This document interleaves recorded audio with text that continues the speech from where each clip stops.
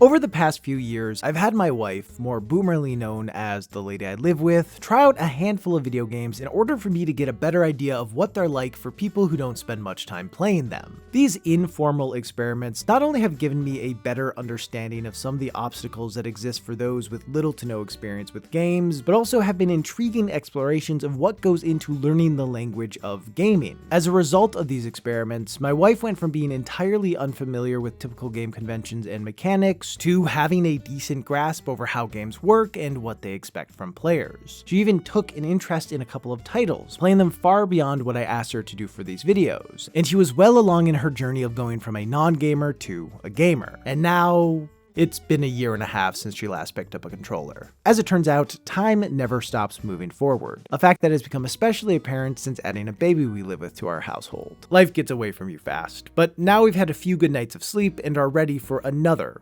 informal experiment. While I assume she has retained some of the skills she built up through previous experiences, this gap almost certainly will lead to her being rustier than before. So clearly, the best way to ease her back into things is by having her play Elden Ring. I'm ready. I'm ready for battle. Can you get me someone to fight? I know, I'm not ready for battle! I'm not ready for battle. In just its first year, Elden Ring has become the best-selling game FromSoft has ever made. It's exposed a slew of first-time players to the Souls-like genre, and is widely considered to be the best entry point for people new to FromSoft games. But of course, my question is, how approachable is it for someone who barely plays games at all? For this experiment, I didn't give her a specific goal to accomplish, as I wanted to see how she would naturally interact with the game. But I did set a secret end condition of having her beat at least one boss outside of the tutorial. As always, I sat back as a mostly quiet observer, only giving occasional reminders of things she had already learned and advice for what to do when she got stuck on something for a substantial amount of time. So this is how it went.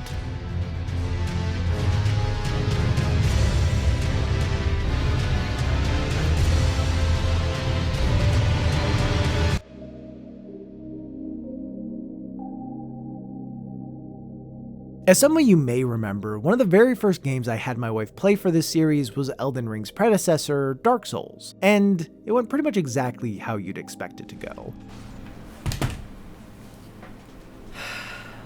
Can I be done yet? Due to her lack of gaming experience, mixed with Dark Souls' opaque and sometimes confusing design, she had a ton of trouble just figuring out how to do things, which led to her dying a lot. Even when she did figure out the very basics, she still couldn't get past the Asylum demon. As there was no way to level up in the Undead Asylum, her only way to move forward was by using the tools she had in order to defeat him. With enough practice, I'm confident that she could have done it, but she found losing over and over again to be extremely demoralizing. And after an hour straight of dying to the same boss, she had no interest in playing anymore. By presenting such a tough skill check for players in its tutorial, it sets the tone for what the rest of the game will be like at the cost of turning some players away. Elden Ring takes a much different approach with its tutorial by having it be completely optional. Players don't have to prove they understand the basics to access the core of the game, and instead can just head to the overworld without any real challenge. In fact, when Elden Ring first came out, many didn't even realize there was a tutorial, as it involves jumping into a dark pit that is pushed off to the side, whereas the path to the overworld is brightly lit and in the center of the screen when the player character spawns. This eventually led FromSoft to include a message that tells players about the tutorial so that they don't run past it. Given all of this history, I was curious to see if my wife would go into the Cave of Knowledge without the prompt, so I turned off all tutorial notifications before I had her start, and she did very nearly miss it, but not for the reasons you might think. When she first began walking around the Chapel of Anticipation, she noticed various bloodstains and messages. Without the knowledge that other players had left them behind, she assumed they were made by the developers, almost as if they were a core part of understanding the game. So instead of viewing them as the random ramblings that they often are, she thought they were all important. In fairness, in Dark Souls, all of the messages in the tutorial are from the developers, and they largely just lay out the basic controls, so it is possible that her assumption of how they worked in Elden Ring came from that, although she barely had any recollection of her time with Dark Souls as it was so long ago, so if that was the connection she made, it was a subconscious one. Anyway, in true FromSoft fashion, one of the first messages she read pointed to the side of a cliff and said to jump off. Incidentally, at the same time, she clicked a bloodstain that showed a figure doing just that, so wondering if it was some sort of secret, she followed suit. Try jumping. What?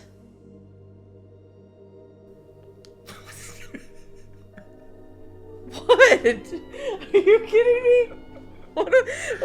I supposed to do? So when she got down to the stranded graveyard and was told by another spirit-looking thing to take the plunge, she was very skeptical and refused to jump down. Are they trying to kill me again? For a second, I thought she was going to continue along the main path, but after running around a bit, she read another message that said the cave of knowledge lies below. This was the only message she had come across that was direct and didn't feel like a bunch of gibberish strung together, so something about it felt more official to her, and she decided to finally go for it. While this ended up being the only time the messages influenced how she approached an area, it was interesting to see someone engage with them as if they really mattered, and weren't just a sometimes helpful but often goofy online feature. The Cave of Knowledge itself proved to be an okay tutorial, although it did have a few issues. All the prompts for the game's controls and mechanics are shown in one of two ways, either as a small pop-up on the left side of the screen, or a big text box that momentarily pauses the game. For the most part, this was fine, but as her focus was on the center of the screen, there were a few instances where she just didn't notice the instructions on the side, missing pretty important information like how to lock on to enemies. In fact, the only reason she ended up figuring that out was because she accidentally pressed it while panicking. As for the more obvious text prompts, she kept getting annoyed by being stopped every few seconds to have something explained to her, especially when most of them could have just been communicated with a single button prompt. I'm unsure why they use these two different approaches to teach players the controls, but I think in regards to helping less experienced players learn the game, it would have been better off finding a middle ground between the two, where the prompts show up in the center of the screen but don't halt the game completely. It'd make things obvious without being nearly as annoying. On the topic of teaching players the controls, one issue I have noticed throughout many of these informal experiments is that a lot of games on PC don't allow players to customize the UI of button prompts. Oftentimes, the only option is the Xbox gamepad layout, which has also been adopted by Steam. As I only own PlayStation controllers, this has led to some confusion for my wife when playing games on PC that don't have that kind of customization, which was the case for Elden Ring. I actually ended up having to make a cheat sheet to help her out. Now, I understand that the vast majority of people who use a gamepad on PC will opt for an Xbox controller as it is the most compatible with Windows, but there are a substantial number of people who use other controllers, and it seems like a missed opportunity to not support them. Having more customization for button UI only serves to make games more accessible. I'm not sure if this is a game or engine issue, and it could be far more complicated to incorporate than it seems on the surface. But even if it is, given the resources FromSoft has, it feels weird they didn't include it. While this is not the biggest deal in the world, it is a quality of life improvement that I would love to see in every game, as it would help a lot of players and save me from needing to buy an Xbox controller for future experiments. Anyway, on the whole, my wife had a much better time navigating the Cave of Knowledge than she did with the Undead Asylum, and I think a big part of that was due to it ending with a much more manageable boss fight. The Soldier of Godric is really just an average enemy, but because he has a boss-sized health bar and intense music, it makes the fight feel more important and impressive than it actually is. The challenge was well suited for her, and only took her a few tries to overcome, so she left with the satisfaction of beating what she found to be a tough boss without ever getting demoralized. All in all, Elden Ring's tutorial largely seems designed with new and inexperienced players in mind, which is a notable departure from most other tutorial areas in FromSoft games that rarely pull any punches. Because of her success, she entered the Lands Between with a sense of confidence, a feeling that unfortunately did not last once she was introduced to the wider offerings of the game.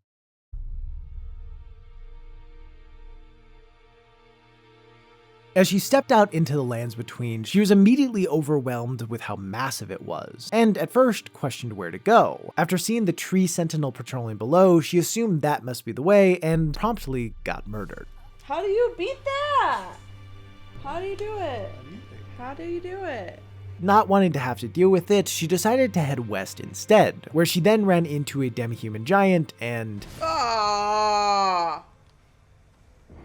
Shoot! This time after respawning, she surveyed the land a bit more, trying to determine the right path, which is when she noticed the Erd tree in the distance, and figured that must be where she needed to go. With her destination picked, she pretty much just ran in a straight line towards it, bringing her close to the gatefront ruins. And I think this is a great example of how well thought out Elden Ring's world design is. While there isn't really a wrong way to go, as exploration is a core part of the gameplay loop, there is a main path for players to follow in order to progress. Although even that technically isn't mandatory, but it is what most people will do. This path starts at the Gatefront Ruins, leads up to Stormhill, and then to the first major boss of the game, Margit. Of the various ways Elden Ring tries to direct players towards the Gatefront Ruins, this was one I did not pick up on during my own playthrough, but it makes a lot of sense. The Erd Tree is massive, and its golden hue stands out amongst the rest of the environment. Many players will no doubt be curious to see what is at the base of it, and while this isn't a goal they will actually be able to accomplish at this point, it is still something that can be used to influence their decision making. So even if someone ignores the main roads and the guidance of grace that literally points players where to go, like my wife did, all it takes is being intrigued by the Erd Tree to be led to the main path. Once getting to the Stormgate site of grace and unlocking Torrent as well as the ability to level up, she kept pressing forward, opting to ride past enemies instead of actually engaging with them. As she made her way into Stormhill, she lost track of the Erd Tree as the fog in the area decreased visibility a bit, and it was mostly blocked by the ruins of a bridge. For the few moments it was in sight, she was preoccupied by a pack of wolves that ambushed her, so instead of continuing towards it, she ended up following the road instead. While I don't know the full intentions of the developers, obscuring it in these ways seems like a very intentional choice so that players head towards Margit instead of the Erd Tree itself, which will just take them to a cliff's edge. Frankly, watching her play made me appreciate the world design of Elden Ring even more than I already did, which I honestly didn't think was possible. There are so many subtle touches that help guide players while still managing to feel natural to the world, and it was really cool to see these design choices lead my wife in a certain direction. With her focus shifted to moving along the main road, she ran into a battalion guarding a gate, and decided to deal with them in the same way she had with every other enemy so far, running past them. Her first few attempts of charging straight in were met with failure, but as she examined the area, she noticed that there weren't as many guards along the side of the road, so she just went around and slipped past them. The ability to avoid conflict definitely made parts of the experience less frustrating for her, as at least while riding around the open world, there was nothing she ever really felt stuck on, and she enjoyed weaving around enemies and finding clever ways past them. With that said, the flaw of her approach is that the game doesn't reward players with experience or items for not fighting, so when she got to Margit, she was woefully underprepared both in terms of player skill and character upgrades.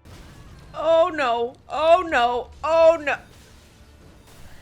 Oh, this game is so annoying.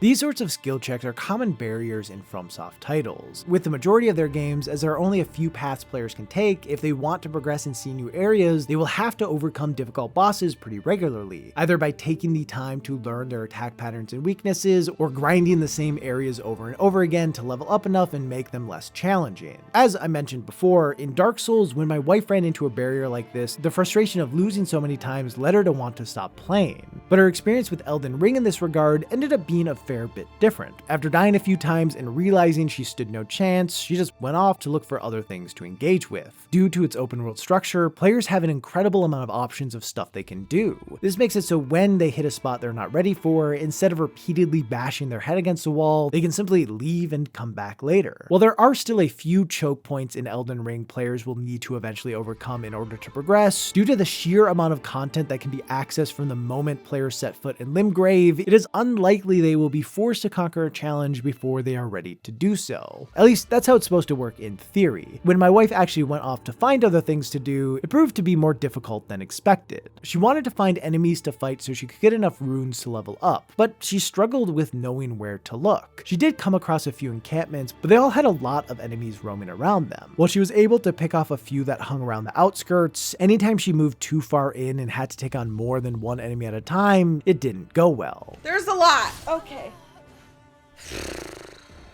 Rude. So she spent a lot of time riding around in search of things that felt more manageable, but struggled to find anything of substance. Occasionally she'd encounter an enemy off on their own that she could take out, but this didn't yield significant enough results. As she didn't know how to take on multiple enemies at the same time, especially in wide open areas where they could easily surround her, her best bet was finding a cave. But despite passing a few, she didn't notice them. And after aimlessly riding around for a while, entirely unprompted, she said, I like Breath of the Wild better.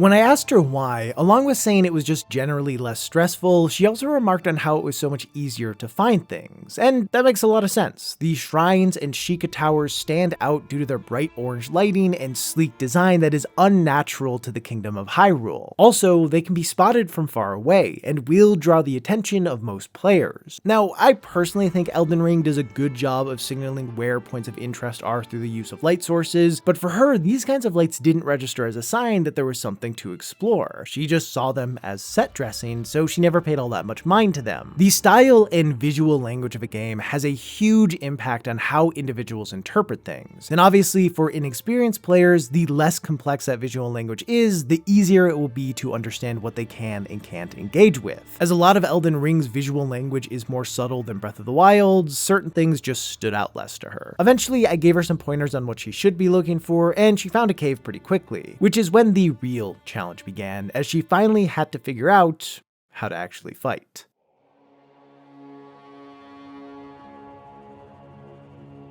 Of all the bosses she could have faced, I was really glad she came across the Beastman of Farum Azula, as he leaves a lot of openings and doesn't have that much health. So I figured if there was any boss in the game she could beat, it'd likely be him. And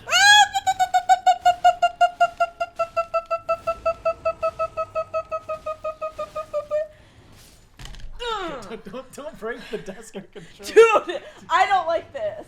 In general, she lacked patience and coordination. Pretty much every time she got into a fight, she'd do a lot of panic pressing, leading to either attacking or rolling way more than she needed to. So for the most part, she was either all in on attacking or all in on rolling away, rarely putting the two together to effectively suss out attacks and counter when an opening presented itself. She also had a fair bit of trouble with doing various actions at the same time as moving. So whenever she attacked, called Torrent, or chugged a flask, she would let go of the joystick first, leaving herself extremely vulnerable. Maybe most consequentially, she found every battle to be anxiety-inducing, leading to her squeezing the controller super tightly and accidentally pressing wrong buttons, resulting in inopportune item use and crouching at the worst times possible. As she battled against the Beastman more and more though, she started to do better. She dodged more effectively, got hits in without trading damage, and even recognized certain attacks. She had a handful of attempts where she got him down to around half health, which was a huge improvement over her earlier tries. With that said, despite the improvement being encouraging, the repeated failure still proved to be immensely frustrating. She kept trying for a while, as something about the fight seemed more doable to her than the one with Margit had, but she eventually hit a point where it was clear that it would take a lot of grinding in order for her to beat him, and she didn't really have the tolerance to go through that. So it seemed like her playthrough would end there. However, after she stopped playing that day, I realized that there was a pretty major mechanic that she hadn't engaged with in the slightest that could help give her an edge, that being the Spirit Ashes. Unlike other iterations of summons in FromSoft titles, the Spirit Ashes feel more like a core part of the game. While summoning in the Souls series requires the use of a limited resource, the Ashes only require FP or HP, making it a far more reliable tool. Having beaten the game almost entirely without using the Ashes, I hate you Millennia, I'd say that the bosses largely seem to be balanced around them, especially the fights with multiple enemies. And given that one of the most common rewards for exploring is an item that upgrades the spirits, it feels like the game was designed with the assumption that they would be a key part of the player's arsenal. Naturally, there will always be a contingent of Souls fans who refuse to use certain mechanics because they prefer to play that way, but not every player is looking for an extra challenge. For folks struggling with the constant pressure many of the bosses put on them, the Spirit Ashes are a great way to redirect attention and deal more damage, so it seemed like the perfect thing for my wife to use. With that said, for it being such a helpful item, especially for less experienced players, it is surprisingly easy to miss. It involves going to the Church of Ella at nighttime after getting access to Torrent, or buying it from the Twin Maiden husks in the Round Table Hold after enough time passes. I imagine there are a few reasons they opted to make the item one the player has to find instead of one automatically given, but after watching my wife's playthrough, I think it would be a bit better if it was something that couldn't be missed. Anyway, I decided to have my wife give the fight another shot, but this time with a spirit summon. So I pointed her in the right direction so she could get the Spirit Calling Bell and Lone Wolf Ashes. With a new tool at her disposal, she headed back to the cave for another face-off. And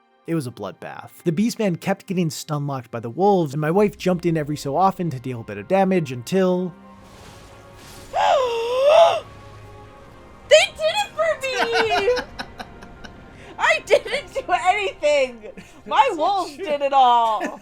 After beating him, she felt a little underwhelmed. She had spent so much time trying to take him out on her own, but felt that in the final fight, the wolves did most of the work. And yeah, they did. I went to test it on my own afterwards, and the wolves were able to take out like 75% of his health with me just sitting there. She didn't have a problem with the idea of getting help from the spirits, but in this instance, they were far too effective. While I do still stand by the idea that most of the bosses are balanced around the use of spirits, clearly the Beastman wasn't. And unfortunately, the way it played out robbed her of some satisfaction. So I decided to try one more thing. Many of her struggles with the game did come from a lack of experience, but there was one aspect that was causing her a significant amount of trouble that arguably got in the way of her improving, that being her choice of starting class. She went with the Bandit, which is actually the same one she originally chose in Dark Souls, although it has a different name there. At the time, I didn't really think much of it, but after watching her play and then doing some research after, it became apparent that it is one of the worst classes, especially for someone learning how to play for the first time. It has one of the lowest starting levels and gear that is not well suited for new players, as the armor doesn't negate much damage, the shield is primarily used for parrying, which she did not have the timing down for, and the dagger is really short, so she always had to get super close to enemies in order to hit them, making it difficult to have proper spacing. The character selection screen doesn't show any stats by default, and mainly presents characters by their designs, so she chose entirely based on which class she thought looked the coolest, instead of by comparing their attributes. With that said, even if she had diligently looked at the stats, aside from seeing that some classes had bigger numbers, I don't think that the information would have been all that valuable in terms of making an informed choice about which would be the best for her, as there's a lot of information without much context. And I understand that part of the FromSoft experience is unknowingly making decisions that negatively impact you, but I'd say the game could benefit from being clearer about which classes are more difficult to start with than others. In fairness, it does have what is probably the best choice for new players be the first option, and what is certainly the worst be the last one, but this won't be super obvious for those less familiar with Souls games. While pretty much every new player will understand that they shouldn't pick the Wretch, that doesn't help them choose between the other classes. Anyway, in the hopes that it would make a difference, I created a new character for her, this time choosing the Vagabond, and got her back to the fight. Lo and behold, it felt like a way more reasonable challenge for her. Her attacks did significantly more damage that could cause knockback, and she was able to keep more space between her and the Beastman, all of which helped her better apply the skill she had gained during all of her failed attempts. With more health and defense, the build gave a bit more room for error, so when she did make a mistake, she wasn't punished as severely for it. And then, after a handful of tries, You did it! Oh my god, dude, that was a close call. did that one feel better? Oh yeah, that felt better. That was a good middle Yeah. ground. Through trial and error, we were able to find an approach that worked for her while not oversimplifying things too much. And it was really fun to see that happen, which made me want to see her overcome a different challenge. One that has been sitting unfinished for over 3 years now. One that requires going back to the start of all of this to complete.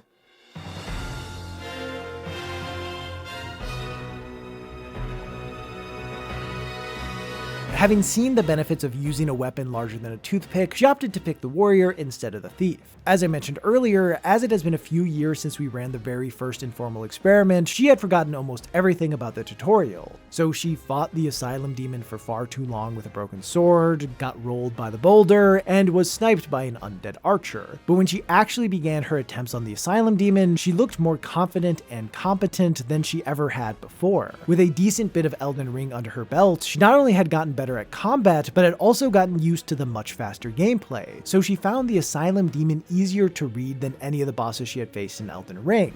While she wasn't always perfect at keeping up with his attacks, she was able to better capitalize on openings and avoid its big, slow swings. On her first attempt, she was able to do more damage than she had ever done to him on her original playthrough. On her second, she choked. But on her third... You did it!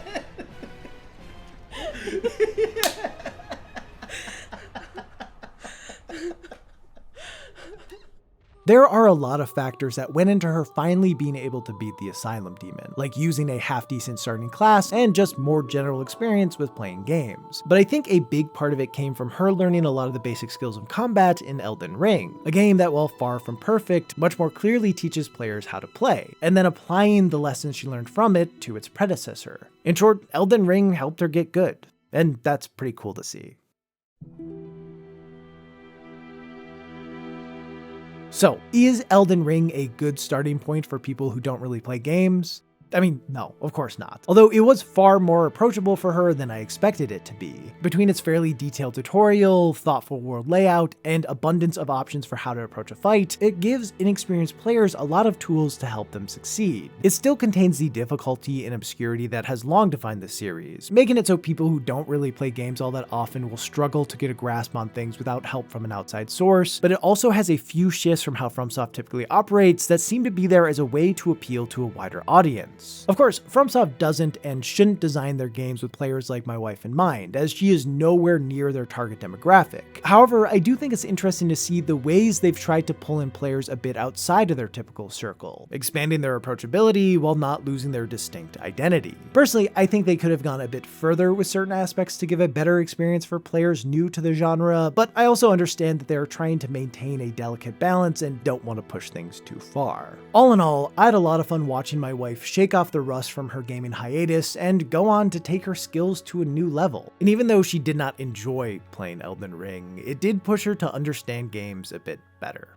as well as overcome a challenge that she hadn't been able to before. How long did it take me last time to do that? You didn't do it last time. Okay. Rude. But you've gotten better. For those of you interested in seeing more of my wife's journey with Elden Ring, I actually put together a highlight video of part of her playthrough that you can watch right now over on Nebula. By now, I assume you already know the deal about it, but in case you don't, Nebula is a streaming service made and owned by creators, me being one of them. On Nebula, you can watch videos from many of the best creators on YouTube ad-free, as well as a ton of exclusive content that is made possible by Nebula's support. Among other things, it gives us a place to post stuff that is more experimental and doesn't always work as well on YouTube. Every time my wife and I do one of these informal experiments, we end up recording for hours, and there always wind up being far more interesting moments than could ever fit into a single video essay. So if you'd like to hear my wife curse some more at a video game, that's the place to do it. Ah! Ooh, what's happening? Why? Ah! Crushed it.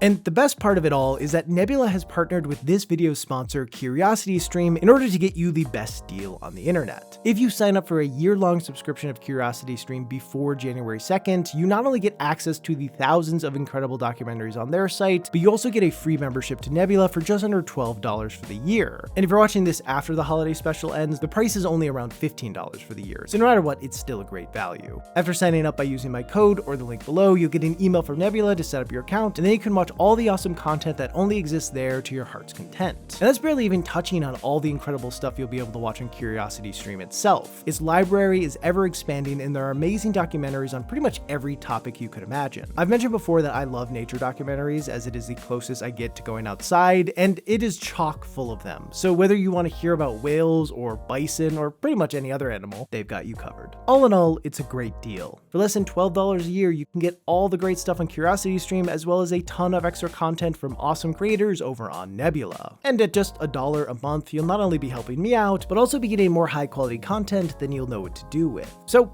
check it out. Anyway, thanks to CuriosityStream for sponsoring this video.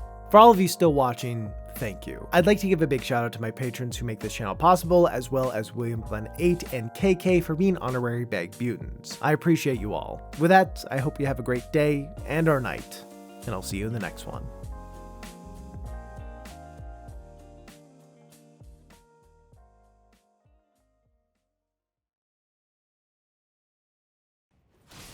I can't play video games, babe. I can't do this. It's like my heart rate is just through the roof right now. I just spit everywhere. I can't do this. I don't good. like You're doing great. Am I good? You're doing great. Am I good though? What do you mean? Like Am I good at the game? No. Oh, But you're doing that's fine. mean.